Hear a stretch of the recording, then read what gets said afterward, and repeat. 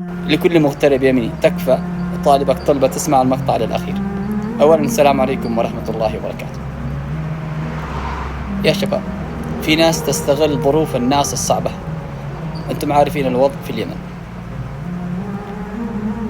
في ناس تستغل هذه الظروف لمطالب شخصية أو لأشياء تبغض الله سبحانه وتعالى. وكذلك البعض إذا سافر اليمن يعني تستغل ظروف الناس الصعبة في حاجات الله المستعان. ما أحب أخوض في هذا الكلام، ولكن اتقوا الله.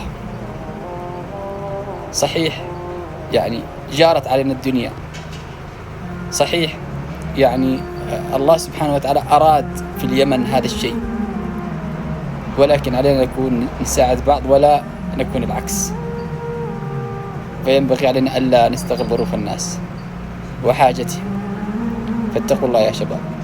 إذا حاب تساعد الناس، ساعد الناس لوجه الله سبحانه وتعالى، لا تأخذ مقابل ولا تفعل شيء يبغض الله سبحانه وتعالى. فأتمنى يا إخوان أن نكون يعني جسدا واحد. لم يتبقى معنا في اليمن شيء إلا أن نكون متكاتفين بين البين، متحابين بين البين.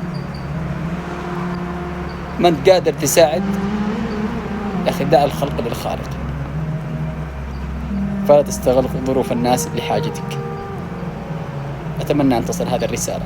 والله جاتني رسالة على خاص في هذا الموضوع، قال تكفى اتطرق لهذا الموضوع. نتمنى يا شباب، وأنتم أهل كرم وأهل نخوة، فأتمنى يا إخوان أن نكون متكاتفين بين البين، متحابين بين، لا اللي ما ترضى عليك وعلى أهلك ولا على أولادك لا ترضاه للآخرين. فالحياة قصيرة والحياة دول. اليوم تكون أنت بخير ونعمة وعافية، وغدا الله قادر على أن يسلب منك هذه النعمة. وإذا كنت في نعمة فرعاها، إن المعاصي تزيل النعم.